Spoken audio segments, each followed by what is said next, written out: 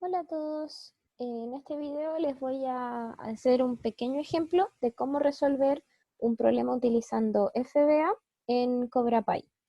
El modelo que vamos a resolver es el ejercicio 1 que habíamos dejado propuesto en las clases de MFA. Es el mismo que se va a resolver utilizando MFA y Cell Designer para que puedan ahí comparar cuál de los dos o de los tres métodos en realidad les gusta más para poder resolver sus respectivos modelos. Entonces, esta es la figura. A modo general, tenemos 7 reacciones y 5 metabolitos intermediarios. Déjenme compartirles entonces ahora eh, la otra pantalla donde tengo acá la resolución. Super. Aquí sí. Entonces, partiendo por el ejemplo, CobraPy corresponde a una librería de Python. Y como ya varios aquí también han usado Python, saben que lo primero que hacemos para usar una librería en particular es importar. Dentro de esta librería, los principales elementos que vamos a usar de ella van a ser las funciones model, reaction y metabolite, que cada una de ellas va a constituir un objeto modelo, un objeto reacción y un objeto metabolito que interactúan entre sí para que podamos desarrollar en sí este modelo. Entonces, primero que nada, definimos un modelo, model igual, model con el nombre que le queramos poner ahí a nuestro modelo, y pasamos a definir cada uno de los metabolitos. Entonces, definimos aquí todos los metabolitos que habíamos visto en el ejercicio y ponemos metabolit con esta especie de alias que le vamos a dar, el nombre y el compartimento. Recuerden que el compartimento puede ser en un caso muy sencillo, el citoplasma o el medio interior de la célula y el compartment E, que viene a ser el medio extracelular. Existen muchos otros compartimentos y esos los pueden igual revisar si quieren en la documentación de CobraPy, pero para términos de este curso y para términos del ejemplo podemos trabajar solamente con esos dos. En este caso vamos a considerar que todos estos van a estar dentro de la célula, pero como teníamos también en el modelo anterior, en el dibujo, sabemos que hay algunos que tienen que entrar o salir. Además de eso, también vamos a definir los cofactores u otros productos que no correspondieran a las letras que habíamos puesto acá. En este caso, el CO2 era un producto y como cofactores teníamos el NAD o NADH y al ADP y ATP. Este caso es distinto al MFA, donde nosotros en ese caso teníamos que elegir entre si nos quedábamos con uno o quedábamos con otro. CobraPy tiene distintas funcionalidades, por ejemplo, para realizar balances de masa. Entonces, no nos sirve simplemente quedarnos con uno, sino que vamos a tener que definir todo. Entonces, haciendo exactamente lo mismo que hicimos acá arriba, ponemos metabolit con el alias que le vamos a poner, el nombre y el compartimento. Aquí que se puede poner más a modo de ejemplo, también en el ADP y ATP, que podemos poner la fórmula química de nuestro metabolito en cuestión. En este caso de acá arriba, como tenemos reacciones más bien inventadas, como es un modelo de juguete, no le vamos a agregar en sí esa facilidad. Pero si ustedes quisieran, por ejemplo, para ver que sus ecuaciones están bien balanceadas, pueden agregar estas fórmulas y uno puede chequear que efectivamente las reacciones no se está produciendo masa o se está perdiendo masa. Entonces, una vez que ya tenemos todos los metabolitos definidos, podemos pasar a definir las reacciones. Y las primeras reacciones que nosotros definimos para este tipo de modelos son las reacciones de intercambio entre el medio intracelular y el extracelular.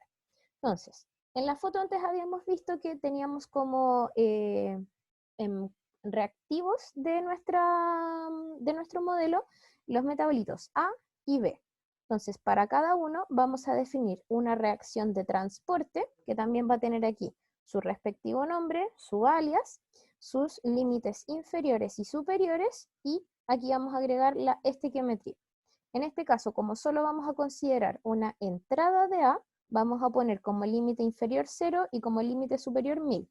Y al ser en sí una entrada, vamos a escribir como si fuera su coeficiente estequiométrico un 1. En el caso de B es exactamente lo mismo, como vamos a tener que es una entrada y que solamente va a entrar B, mismos límites perdón, para la reacción y mismo coeficiente estequiométrico.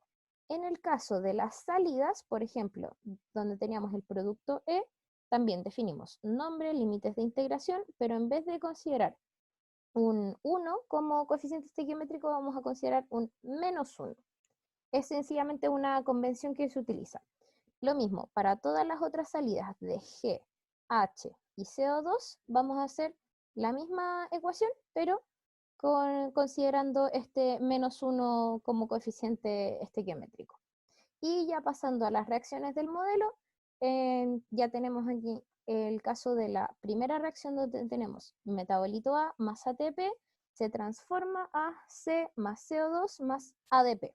Entonces, nuevamente, definimos la reacción con su alias, con su nombre, con sus límites de integración, y cuando agregamos los metabolitos los ponemos uno a uno, no les puede faltar ninguno en las reacciones, y vamos agregando con un signo menos los reactivos de nuestra reacción y con un signo más los productos. O sea, en este caso sería A con un -1, el ATP con un -1, y para los productos C con un 1, CO2 con un 1 y el ADP también con un 1. Si alguno tuviera, no sé, por ejemplo aquí, si el CO2 fueran 2 CO2 los que se producen en esta reacción, entonces aquí sencillamente cambiamos ese 1 por un 2. Pero en este caso vamos a considerar todo con coeficiente estequiométrico 1. También podríamos decir, ¿qué pasa si esta reacción fuera reversible?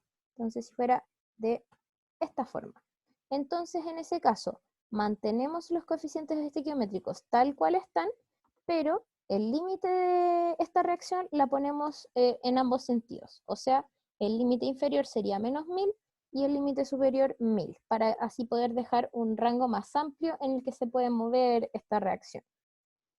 Pero en este caso en particular es una reacción irreversible, entonces lo dejamos tal y cual estaba.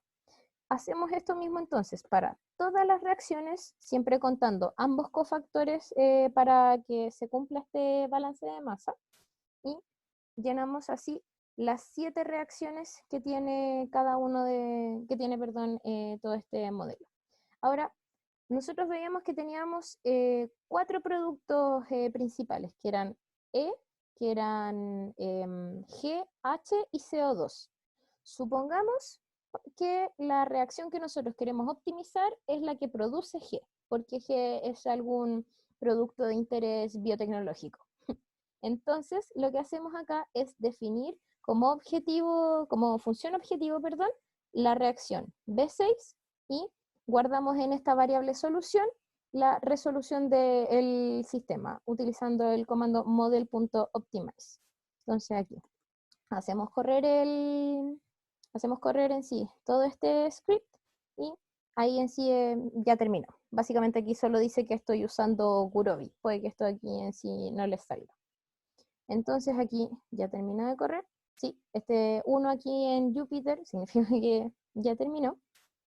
Y aquí hasta el momento no me mostró nada, pero porque yo no le he pedido que me muestre nada. En esta celda de acá abajo vamos a ver cómo es que te muestra las soluciones del FBA.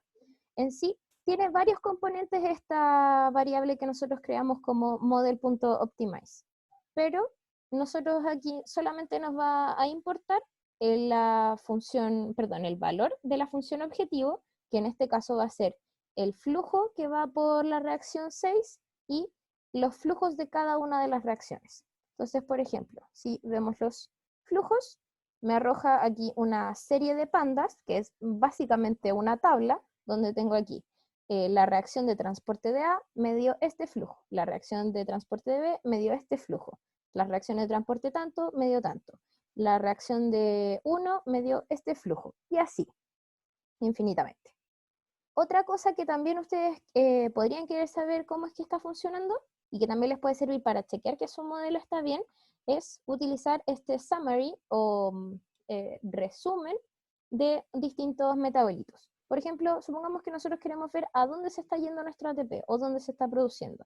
Con el comando entonces model.metabolites, para buscar en los metabolitos del modelo, .atp, para buscar este metabolito en particular, le pedimos que nos haga un resumen, hacemos correr esto y nos dice en qué reacciones se está produciendo y en qué reacciones se está consumiendo. Incluso les dice acá en sí el nombre de dicha reacción y cuál es, se puede decir, el string o cómo se representa en sí esta reacción.